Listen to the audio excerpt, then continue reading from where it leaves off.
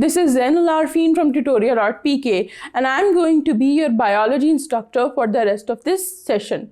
And today we are going to provide you a brief overview of the first chapter of your 10th grade book, that is gaseous exchange. Now this chapter is numbered as chapter number 10 in your book, जिसकी reason ये है कि हमने 9th grade में first 9 chapters पढ़े हैं और अब 10th ग्रेड में ये कोर्स उसी की कंटिन्यूएशन है। गैसियस एक्सचेंज में हम पहले पढ़ चुके हैं 9th ग्रेड में दैट हमारे सेल्स सेलुलर रेस्पिरेशन के थ्रू फूड की ब्रेक डाउन करते हैं एंड उससे एनर्जी प्रोड्यूस होती है। इस प्रोसेस के लिए एक चीज़ रिक्वायर्ड होती है जो कि बहुत ज़रूरी है एंड दैट इज़ ऑक्सीजन। वो ऑक्सीजन ऑर्गेनिजम्स अपने एनवायरनमेंट से लेते हैं। Gaseous exchange is a process through which organisms take in oxygen and give out carbon dioxide. This entire chapter deals with the mechanisms and systems required for the exchange of these gases in plants as well as humans. सबसे पहले जो topic इस chapter में discuss हुआ है that is gaseous exchange in plants. अब plants have no organs or systems for the exchange of gases. उनके पास कोई particular systems नहीं है, particular specified organs नहीं हैं जो gaseous exchange का काम करें. Rather than that, plant का हर सेल अपने लिए ये काम खुद करता है।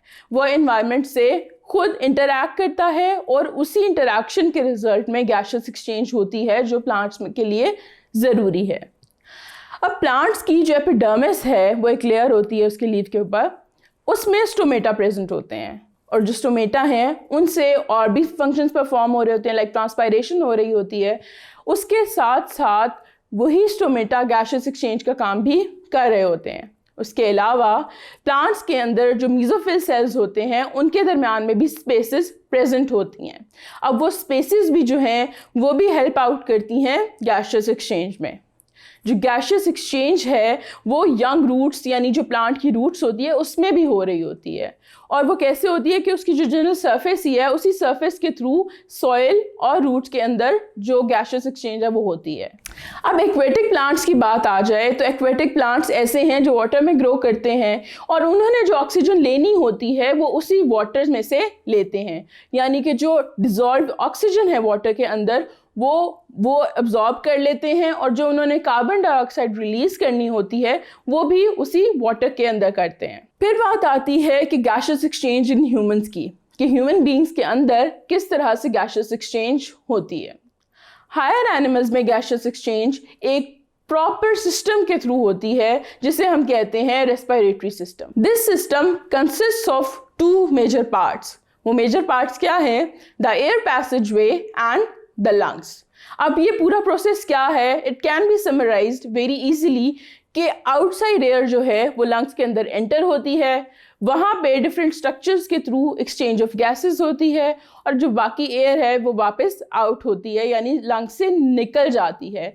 ये बहुत सिंप्लीफाइड है, हम डिटेल्स बाद में डिस्कस कर सकते हैं। अब रेस्पिरेटरी सिस्टम में जो अगली चीज़ आ जाती है यानी जो पहला कंपोनेंट है वो है एयर पैसेज वे।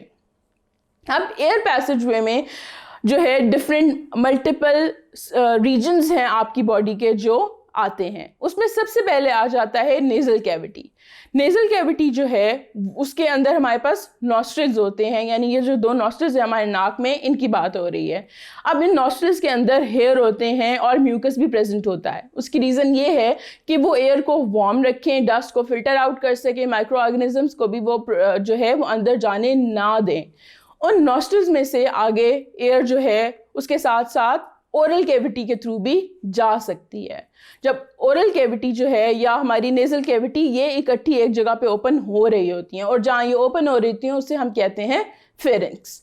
फेरिंक्स जो है वो एक मस्कुलर पैसेज है और जो फेरिंक्स है वहाँ उसमें मसल्स होते हैं डिफरेंट जो कॉन्ट्रैक्ट और रिलैक्स करते हैं for the movement of certain other activities as well. अब फेरिंक्स जो है वो एक्सटेंड होती है ईसोफेगस में और लेरिंक्स में। अब ईसोफेगस के पास हमारे 2 स्ट्रक्चर्स हैं, epiglottis and glottis. The air goes from the pharynx into the larynx. अब जो ग्लॉटिस है वो एक स्ट्रक्चर है, एक नैरो सी ओपनिंग है हमारे फेरिंक्स के फ्लोर पे विच लीड्स टू लेरिंग्स। जो एपिग्लॉटिस है वो एक स्ट्रक्चर है जो हमारे गले के बिल्कुल दरमियान में होता है और वो ग्लॉटिस को ब्लॉक कर सकता है। फिर वहाँ से एयर ट्रैकिया में जाती है, ट्रैकिया से आगे ब्रोंकाई में चली जाती है जो कि हमारे लंग्स के अंदर होते हैं, और ब्रोंकाई आगे जो हैं फर्दर वो ब्रोंक्यूल्स में डिवाइड हो जाते हैं जहाँ पे गैसेस एक्सचेंज होती है। जो एक पूरा प्रोसेस है या फ्लो है गैसेस का वो कुछ इस तरह से होता है। फिर हमारे लंग्स के अंदर एल्वियोलाई प्रेजेंट होते हैं। एल्वियोलाई जो हैं ऐसे स्ट्रक्चर्स हैं, एक सैक लाइक स्ट्रक्चर्स हैं जिसके अंदर सारी की सारी गैसेस एक्सचेंज हो रही होती है। फिर बात आ जाती है हमारे लंग्स की। तो lungs, we have a pair of lungs in our thoracic cavity. Thoracic cavity जो हमारा रिब केज है उसके अंदर हमारे लंग्स प्रोटेक्टेड होते हैं। अब lungs, they are spongy and elastic organs and they are composed of millions of alveoli. To be exact, 600 million alveoli. That's a truckload of alveoli if you ask me. इसके साथ साथ अगला process जो है, जब हम गैसेस एक्सचेंज की बात करते हैं तो उसमें ब्रीदिंग का जिक्र आता है। अब ब्रीदिंग क्या है? The physical movements associated with the gaseous exchange are called collectively breathing. Breathing में क्या होता है कि दो प्रोसेसेस हो रहे होते हैं, इनहेलेशन एंड एक्सहेलेशन। अब इनहेलेशन जो है वो किस तरह से होती है कि हमारे जो रिब मसल्स हैं वो कॉन्ट्रैक्ट करते हैं, रिब्स जो होती है हमारी रेज हो जाती हैं। हमारा जो डायफ्राम है जो एक स्ट्रक्चर है जो दोनों लंग्स के नीचे से प्रेजेंट होता है, डायफ्राम कॉन्ट्रैक्ट होता है यानी कि वो लोअर्ड हो जाता है। डायफ्राम कॉन्ट्रैक्ट करता है यानी इट इज़ लोअर्ड।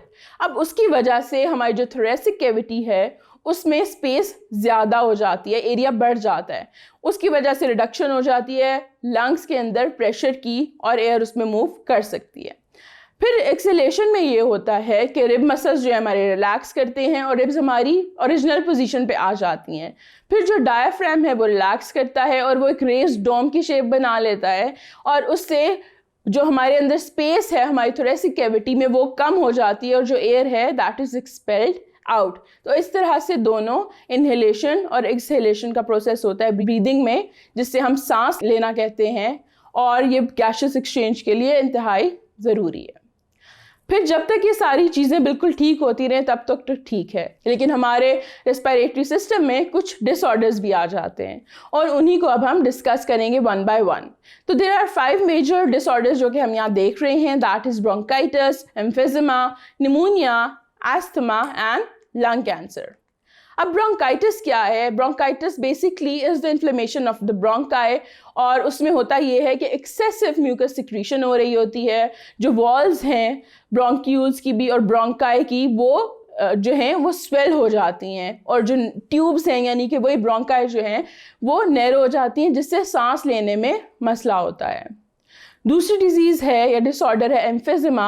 अब एम्फिजिमा में ये होता है कि जो एल्वियोलाई की वॉल्स हैं, जो एल्वियोलाई छोटे छोटे स्ट्रक्चर्स हमारे अंदर प्रेजेंट हैं लंग्स के अंदर, उनकी वॉल्स जो हैं वो डिसइंटीग्रेट हो जाती हैं और वो छोटे छोटे स्ट्रक्चर से बड़े स्ट्रक्चर्स बना देते हैं, क्योंकि वो कंबाइन हो जाते हैं, उनकी अंदर इंटरनल वॉल सारी डिसइंटीग्रेट होगी, जिसकी वजह से जो सरफेस एरिया है गैसेस एक्सचेंज के लिए वो कम हो जाता है, and that causes difficulty in breathing. फिर निमोनिया आ जाता है। Pneumonia is an infection of lungs.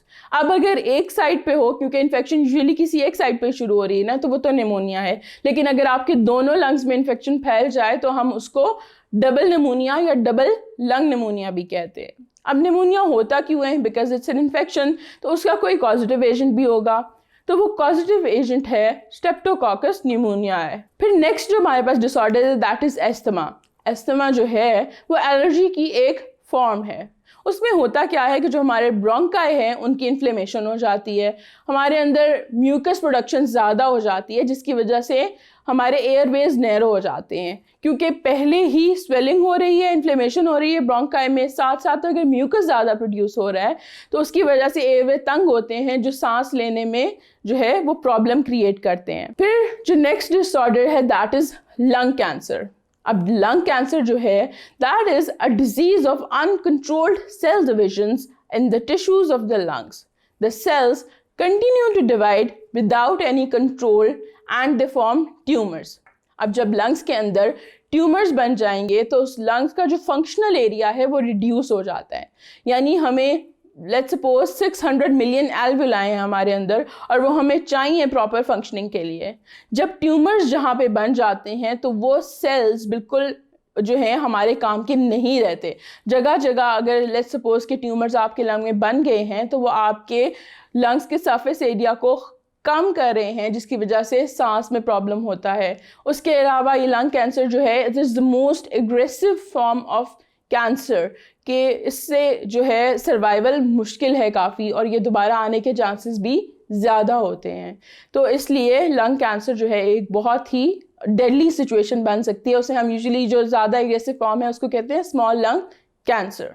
अब लंग कैंसर होने के बहुत सी रीजंस हो सकती हैं, जेनेटिक फैक्टर्स भी हो सकते हैं, एनवायरमेंटल भी हो सकते हैं। उसमें एक बहुत बड़ा रिस्क फैक्टर है स्मोकिंग का, कि जो स्मोकर्स होते हैं they are at higher risk of developing lung cancers. अब सिगरेट स्मोक जो है, अब वो हमें सबको ही पता है कि that is injurious for health. Smoking हमारी सेहत के लिए बिल्कुल भी अच्छी नहीं है।